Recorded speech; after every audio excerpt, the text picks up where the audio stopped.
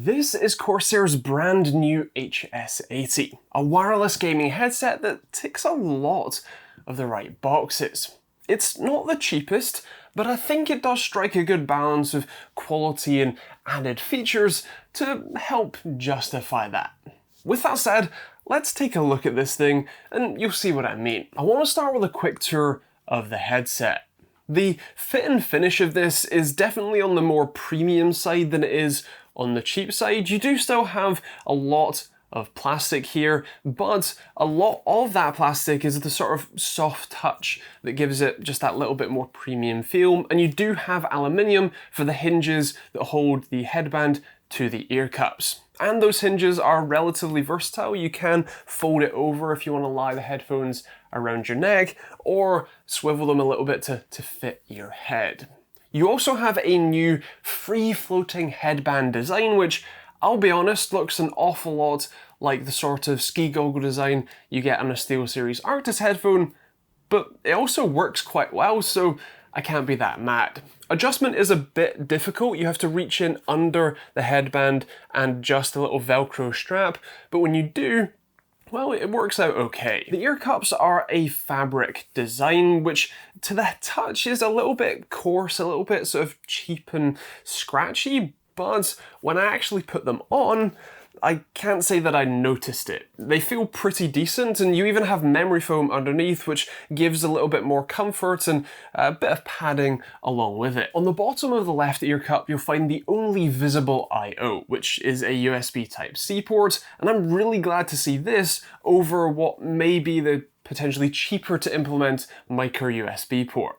Having Type-C means that you can very easily plug this in mid-game to keep it topped up, or use it wired if you'd prefer, and it's great to see. It means that it's going to be more durable.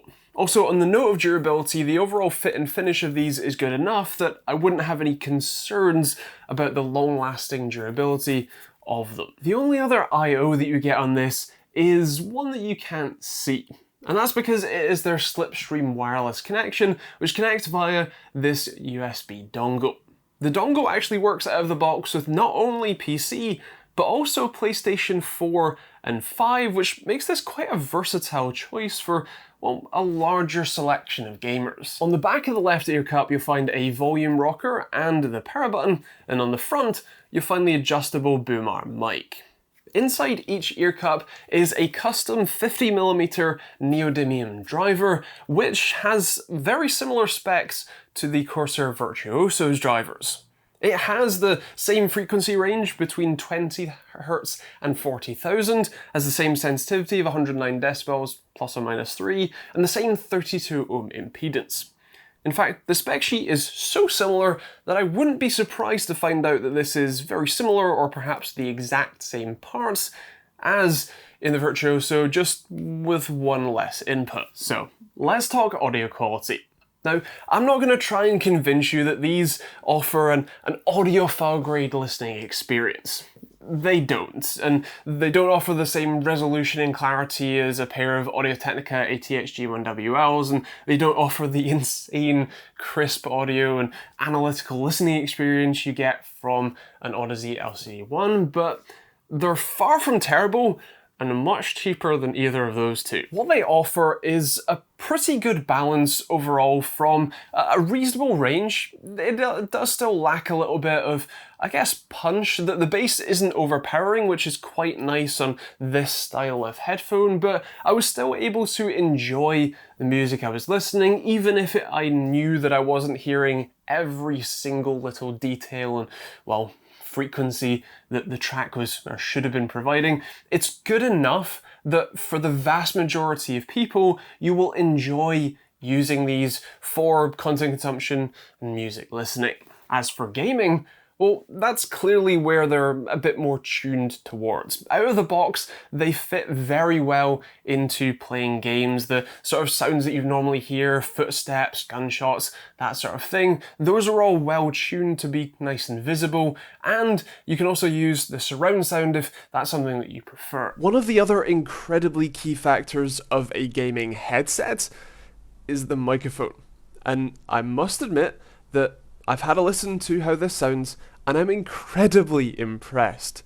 It's incredibly clear and crisp, has a pretty wide range, which means it doesn't sound like that sort of compressed tin can mic that you normally get on, well, gaming headsets. This is incredibly clear, and it means that whether you want to just be chatting with your mates in Discord or TeamSpeak or whatever chat client you use, or if you want to use this as a more streaming microphone while you're playing games, all of that is perfectly possible, and you'll have a pretty good time with it. I should also mention that the way that you mute the microphone isn't by a switch on the back or something you have to click. All you have to do is lift the boom arm up. You not only have a physical tactile click as the arm goes up, but you also hear a sound in the headphones, and you even have the LED change color to red. Have a look. And now you can. There's a very nice sort of kinesthetic to having it click into place and mute. Obviously the visual, because as it comes up, it is more in your eye line than it is down here. And the fact that you get the sound makes it very easy to know that your mic is muted, and as long as you don't leave the mic up, it will always be working, and you can't accidentally leave it muted while it's down. It's a nice, simple way to deal with that. I thought it'd be interesting to actually go and play a game with this headset and use the headset mic so that you have a balance of my experience playing the game and a balance of the mic quality while doing it, and the sort of experience you would have if you were streaming with this headset. So let's take a look. I'm playing Sniper Ghost Warrior Contracts 2, which is a fantastic game, but does have just a couple of bugs.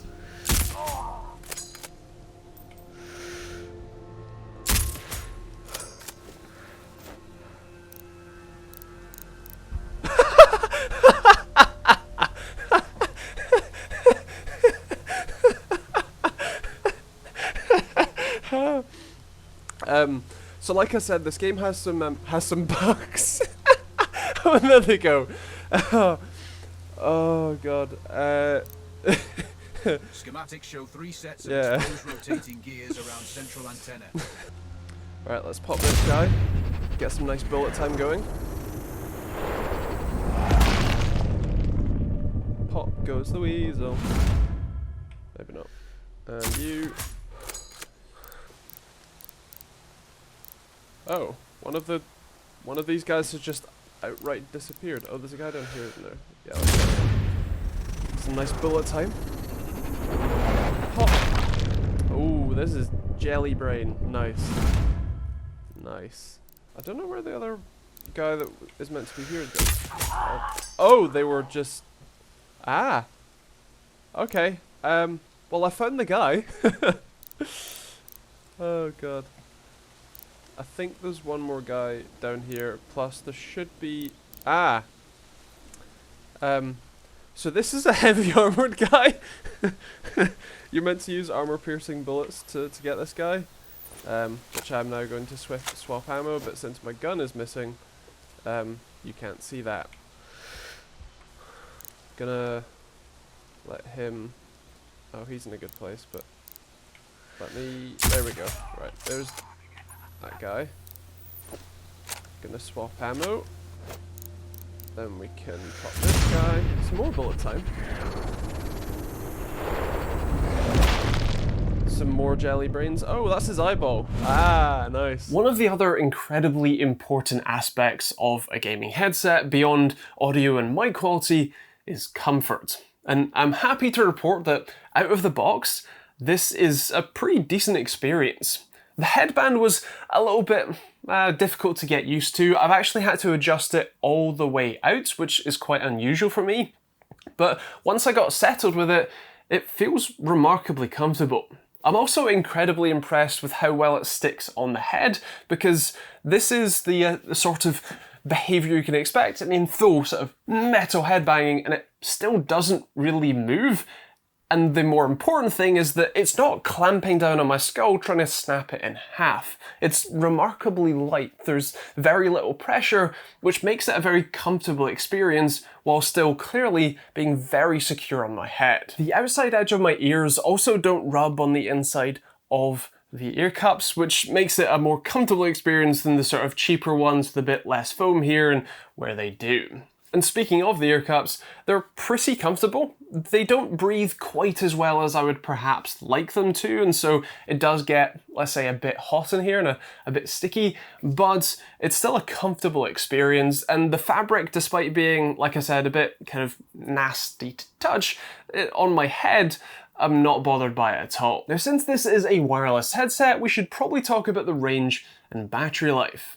Now, Corsair claims that the range is 60 feet and that the battery life is 20 hours. And on the range side of things, this is no better than any other headset that I've tested here, but that's not a big deal.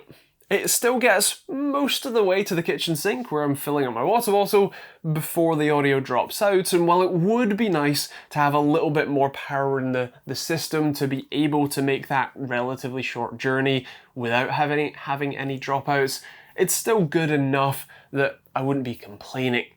As for the battery life, it has plenty of power, even with the RGB LEDs that I would turn off anyway, for multiple days worth of gaming. And the fact that it has the USB Type-C port and that you can just plug it in and charge from your PC or a battery bank while gaming makes that kind of non-issue for me. As for the added features, Corsair does say that you can use this with Dolby Atmos for spatial audio, but that does require the Dolby Access app from the Microsoft Store. And unfortunately, none of the PCs that I have in this house have the Microsoft Store, so unfortunately I can't test that one for you, but my experience with other similar spatial audio and surround sound options leads me to believe I'm probably not missing out on all that much. You can of course use this with Corsair's IQ software to change the RGB LED settings, or probably more importantly, to change the equalizer settings to what you're listening to or what sort of games you're playing. Interestingly, once you install IQ, the settings for, or the beeps that you get for muting the microphone go from being a beep to mic on, a woman talking in your ear, which was a bit disconcerting because I didn't realize that was a thing. It's a setting that you can change in the options, but I thought I would mention that for you. So does all of this justify its £140 MSRP?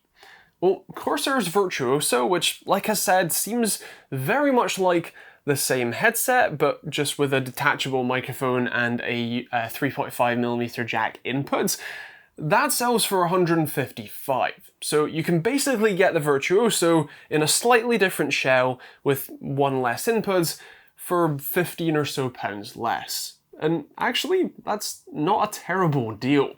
Sure, you could go and buy something like a Beyerdynamic DT990 and an Antline mod mic and get a better listening experience, but it wouldn't be wireless, and it wouldn't be as convenient as having a single solution that integrates everything nicely, a single EQ, and, well, like I said, having the convenience of wireless is definitely nice.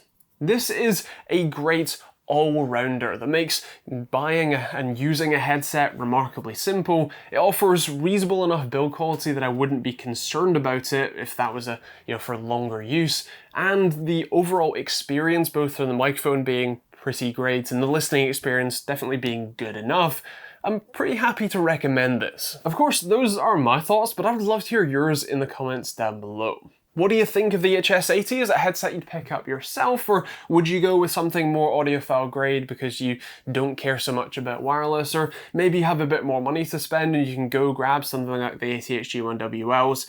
Anything and all, feel free to let me know in those comments down below. Also, if you want to check out the HS80 and maybe pick one up yourself, I'm going to leave a link to it in the description down below. That's an Amazon affiliate link that will take you to your local Amazon store where you can see pricing when and where you watch this. It has launched literally today, so if you're watching this on launch day or close around, then it might not be available just yet in your region, but check out that link and you'll hopefully be able to find one there. Otherwise, if you want to stay up to date on all of these videos, then hit that subscribe button and turn on the bell notification icon. If you want to see more videos, there will be plenty on the end cards, and if you want to support the channel, then feel free to check out that YouTube join button where you get access to our Money Min Discord chat, sponsor-free videos, and of course some fancy emojis to use in the comments and on our live streams.